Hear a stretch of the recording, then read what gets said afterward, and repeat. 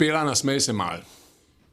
Poglej me, kako sem utrujen, zaraščen, neobrit, umazan. Vpraš me, kje sem bil? Kje si bil? Na poroki sem bil. In do kdaj ste bili?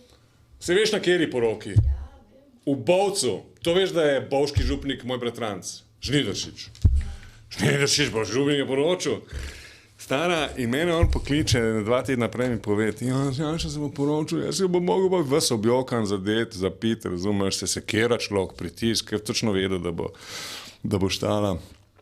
In pridem jaz na poroko in me on obleče v enega uno, da mi neko svečo, razumeš, tako pa rekel, tukaj stoj sam tih bod.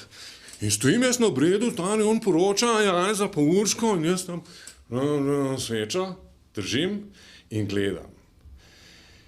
In tik preden reče Janša, ja, me zagleda tako gor, me pogleda, vidim, oči se nama srečata, a veš, pa ga vidim, da se zdrzne, ne?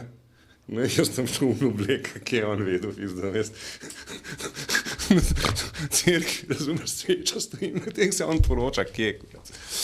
Me gleda in jaz njemu premislil malo. In je premislil malo, naredil pauzo, je rekel ja, bratranec požegnil, poročena, niti eno oko v dvorani ni ostalo suho. Veš, kako je bilo lepo. Ja. Nepozabno. Pa smo pa pili. Pet greva.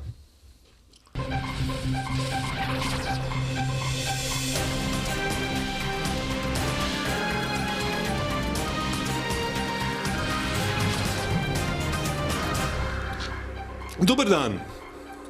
Iz ljubljanskega studia 136, to so vesti na vesti. Zgodilo se je točno to, kar bi se moralo zgoditi že zdavnaj. Doživeli smo poroko leta. Kaj poroko leta? Kje pa poroko desetletja? Ne upam si označiti za poroko stoletja, ker je le malce zgodaj in še ne vemo, kakšne modele bomo imeli v politiki tam leta 2080. No, čeprav smo vsi mislili, da se bo to že zgodilo takrat, ko bi se moralo zgoditi, pa se ni zgodilo, zdaj se pa končno je. In, da bo jasno, hopa, Špela, zelo resno mislimo, to ni ena od tistih Sarkićevih zajbanci, veseli smo, čestitke. Tako lep par. Pizda sta bila lep par, ej. Mi ne gre iz glave, veš, ko sem jo gledal tam dol, Urška v belem, sijoča, Janša v črnem, sijoč, kaj plešast. A veš, prav, tako so luči padale na njih, da sta kar žarela, vsak po svoje, ona je z oblega.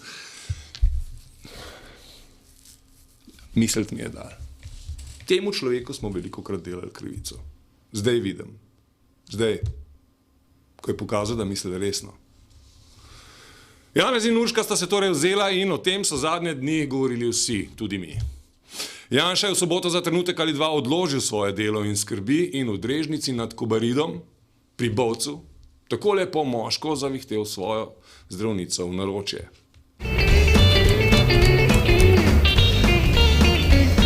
Še obvezno dvigovanje in fotografiranje.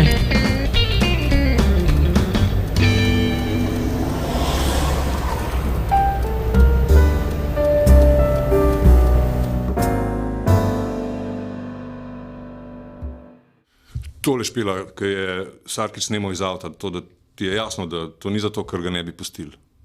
Kaj pa, njega so vabili, Sarkića so vabili, prid slikati, no, dej, ekskluziva boš dobil. Ampak je bila Urška toliko lepa v tisti beli obleki, da si je Sarkić moral jeti v avto, dati duška. Mi je povedal pol. Na offseti Janeza Janše in Urške Bačovnik Janša so bili poleg nepovabljenih fotografov, to so bili pa vsi drugi, ne?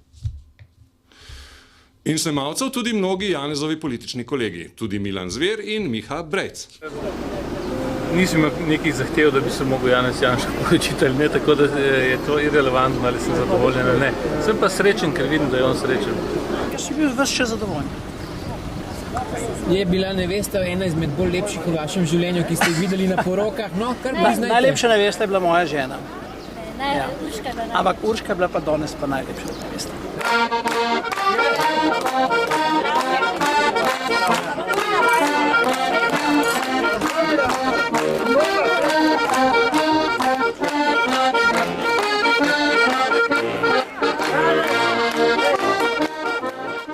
Začetek novega študijskega leta prinaša slovenskim študentom nekaj novosti na področju subvencionirane študentske prehrane. Generalni sekretar Študentske organizacije Slovenije Aleš Bržan je predstavil novosti. Bonov kot takih več ne bo. Okay? To pomeni, ne bo se več kupovalo bonov, ne bo se treba odločiti na začetku meseca, kje se bo jedlo enkrat naprej, ampak vsak študent, ki ima, je upravičen do subvencije, ima v neki centralni bazi zapisano število subvencij, do katerih je upravičen, in na podlagi tega, ko pride k gostincu, se s pomočjo tega identifikacijskega sredstva, ali to telefon ali kartica, nekako prijavi. Recimo, če je to kartica, samo povleče kartico, če je telefon, nasloni telefon na terminal in terminal se poveže s tem centrom in mu odbije eno subvencijo. In potem razliko do polnega obroka plača kar direktno pri gostincu. Slovenija, Slovenija, Slovenija. Kulturac. V štajerski prestolnici se bo še en teden vse vrtelo okoli festivala Lent. Eden tistih, brez katerega Lenta skoraj da ni, je Zoran Predin, ki se na istem festivalu, zanimivo, pojavlja celo večkrat in v različnih zasedbah. Naša ekipa ga je ujela z globokimi grli, ko je takole kuril svojo publiko. Zdaj pa potrebujem pomoč pubecev, kje ste mariborski medvedi?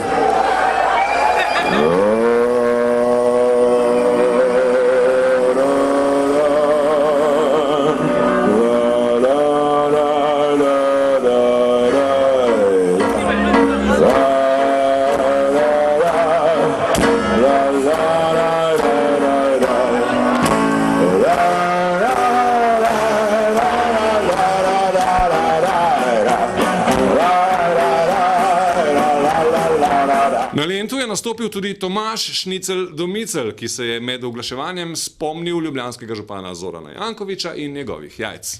Mi imamo tudi v Ljubljani precej lepih delov, kamor Janković ne hodi. So še kar v redu. Tržnico bo pa rasul, ker jo ne mara, ker je tam kot študent jajca prodajal. Mislim, Džovica, ne? Ja, to jajca zdaj prodaja, prej je pa ta prava jajčka, ne?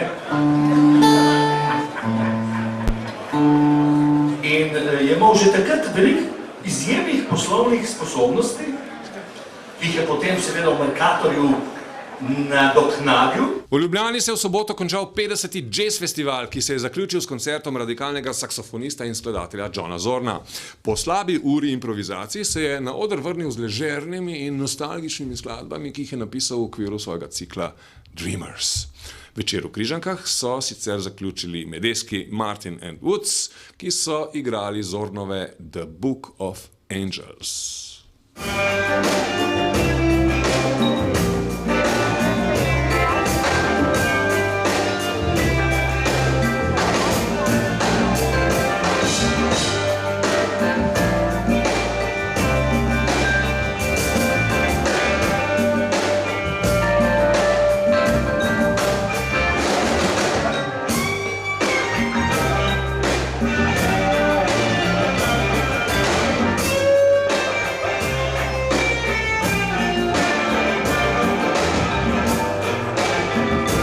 Še vreme?